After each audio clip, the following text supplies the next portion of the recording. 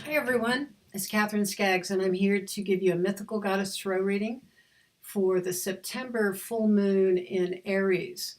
And during this time, it's great for us to be awake, to be aware, and to be open to possibility. So I've pulled the cards already to see what we might need to know about our next cycle of working with our full moon energies that was direct somewhere between last night and this morning, and how to best take advantage of these energies. The full moon typically is a time of completion and harvest, and yet we have a full moon in Aries, which astrologically has to do with movement forward. It can initiate things. So we've got both completion and initiation in many ways. So as we begin this reading, I'm going to talk about the three cards right in the center, which symbolize who we are as we enter into this month and this time period of the full moon. And it brought up three cards that have to do with fire, which is appropriate because Aries is a fire card, or as a fire energy, a cardinal energy. So it's an initiative time. And yet we have forgiveness as the center card in this reading. And what it tells me is that we are actually in a time culturally and individually where we can look at our lives right now and begin to work more deeply with burning away the things that keep us from being in our hearts. It's a time of purification. We've got two fire cards. We've got both completion and forgiveness here. So it is time to let go as we end old cycles, and to forgive or to let go, to go to the deepest places in our hearts and to cut those cords that have to do with anger, that have to do with resentment, or anything that's had us holding on to things that no longer are appropriate in our lives. To go to the place where we can purify ourselves and come into our heart spaces. And there's a lot going on in our world that can make us angry or see injustice. And so it's time for each of us individually on that deepest soul level to sacrifice those old energies, to go to a higher understanding, and to change the energy here by being different ourselves. And White Buffalo Calf Woman here is part of that energy, telling us that sacred ceremony, that fire ceremony, that cleansing are all important aspects of us being able to move forward with this energy in the highest and most divine ways. That we are so much more than physical, that we are sacred, and that our lives are sacred. And so everything going on in our world is possible to bring it into a very sacred experience. And that's what we're here to do. So I encourage each one of you to do a fire ceremony or prayers and blessings that bring you into a state that you can trust more deeply that you're exactly where you need to be, and this path is perfect. So in the big picture, we have the cycles card, which is an earth card, and it's telling us that we are in that completion cycle of bringing a shift on earth, that astrologically we are completing many things so that we can move into a new way of being, which also is very significant when you consider we are shifting huge patterns, not only individually, but collectively. Cyclical change is upon us, which that can be a very good thing at times. The other thing that's in the big picture is that we've got this water card, Mother Perception. So she's a really cool card. She's about intuition, but she's also about how do you see through the illusions of this world? How do you trust your intuitive selves and not go into some old stories that may cause your perception to be swayed or not see clearly? So pay attention to how you see, sense, and feel. And are you feeling from the place of a pure self, a pure heart? Or are you feeling into your experience through a tainted old way of being? The old ways of being are up for completing. So come in from a clear heart perspective and you'll have a clear perception of how things really are.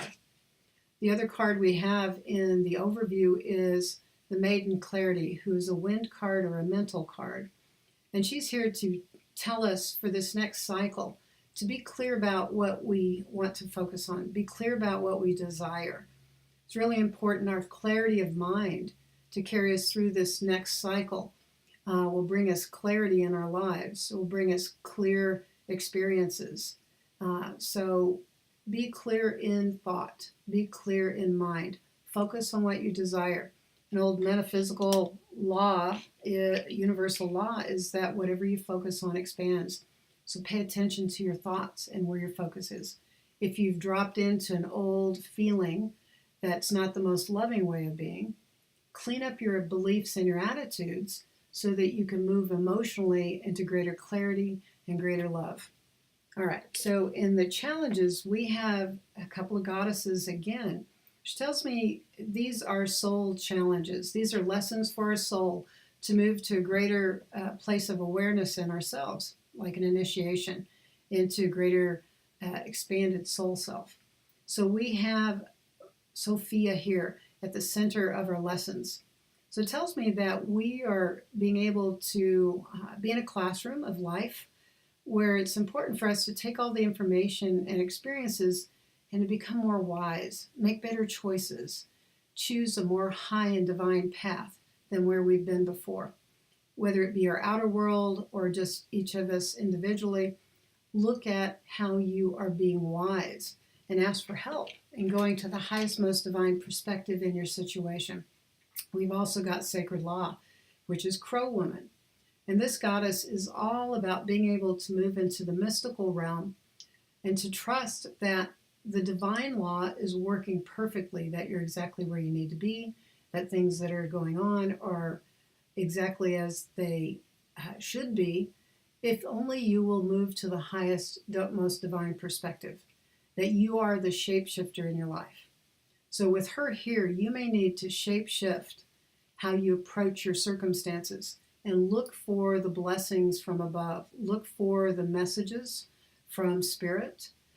How would you act? How would you perceive? How would you move forward? And how would you open to your communication with the divine to look for the gifts that come from each and every experience? So sacred law is in order, both in our cultural experiences and in our individual lives. Look for the blessings to know how to move to the highest, most divine perspective and experience in your life. The other piece that's in our lessons is how to delight in our lives. How do we move forward in light? How do we move forward in delightfulness for our circumstance, for ourselves, for our relationships, and for the world around us? You're the one who brings the light. So the lesson right now is for us to move into the light within so that we can shine it to everything around us. That's always a big perspective. All right, here's our action. We've got Yemaya, another goddess, right in the center of our action. She is the oracle card with a lot of moon energy.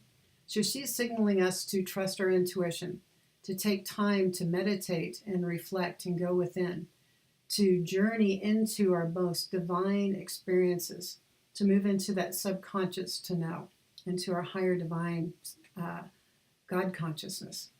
She's here telling us to do ceremonial space, to move into your true knowing and be in prayer and be inward with your experience. We've also got the Pleiadian star goddess next to her, the star card, which is another goddess. We have got so many goddesses in this reading. There's a lot of divine action here supporting us in our journey. So with the star card here, she's telling us to open to the gifts of the cosmos and to our most high divine selves. No matter what's going on in the world, as we are the ones who are forgiving the past, being present to our passion and our powers, she says to open up, open your heart, open to possibility, potential, that we have something very special unfolding and gifts from the cosmos. So I think that sounds like really good stuff. She's the destiny card. All right, so we've got a negative card here in the action. It does not mean to go be critical. This is the criticism card from the windsuit. And it's a warning card, basically, to tell you to get your act together about how you think and how you look upon yourself and the world around you. If you notice critical thoughts within or around you, it's time to choose otherwise, to go to your heart, to redirect your mind toward a focus that we had earlier with the Maiden of Clarity, to go to the higher divine mind, to choose the highest perspective. and to take time to heal this energy. That Aries moon energy is fire and it's hot, and it can be critical when it's not in the most divine perspective. So be aware of that energy that we are working with right now and refine it to your heart medicine and to a clear mind. It's up. All right, so we've got a boundaries card in the outcome along with two other goddesses again. And with this being at the center, it tells me if we will heed the advice here of these energies, we're going to have greater clarity of who we are in the world around us. You're going to be authentic and know who you are within your own personal container in the container of the world, meaning that you've got better boundaries. You know your energy, you know what's yours and what is others, and this is a great thing. You know, it's good fences make good neighbors, as they say. So be aware of your energy this month and move toward a place where you're grounded, you're connected to source, and you know who you are amidst all the things going on around you. The other thing that's happening is Kali is in the outcome, and she tells me that we are in a big death cycle. She's a Hindu goddess of death and rebirth, and she's actually a protective goddess, so don't be afraid of Kali. Call her in as a protector, because she's here to clean out the ego and all the limiting mind patterns that cause destruction in a negative manner. That she's here to help us clean our minds, to clean our hearts, and show up more purely in who we are in a cycle of death, letting go of the old patterns that are born of ego, so that we can move into our heart spaces and know the truth of who we are as spirit. And we have Lilith in the outcome. So we're moving into a time of power. And Lilith is pretty profound right now with all the sexual abuse issues going on in our culture. The discovery of priests harming children, particularly boys, of adults harming young women, of the energy of being accused, the men who are being accused of hurting young women or being inappropriate, this rape culture that we're here to heal, any places where we've been disempowered and not felt like we could be ourselves. Lilith is here to help us get our power back, of being in our bodies, of being respected, of having respect for one another and our sexuality, of being in a place of repairing and healing that distorted perspective of power over another, particularly sexually. So I think we're going to see some resolution and truth-telling this next month around the sexual dilemma that we've been in and abuse of power, to return to a more authentic, respectful way of being in power, to be empowered to be yourself. For women and boys to show up, and men, in a way that we can honor ourselves and honor one another. So it looks like we've got some good opportunities this next month to be in our power, to be resolving the past, and to be in a possibility of a much better future. So I hope this is helpful in navigating these energies. Until next time, Katherine Skaggs, I see you later.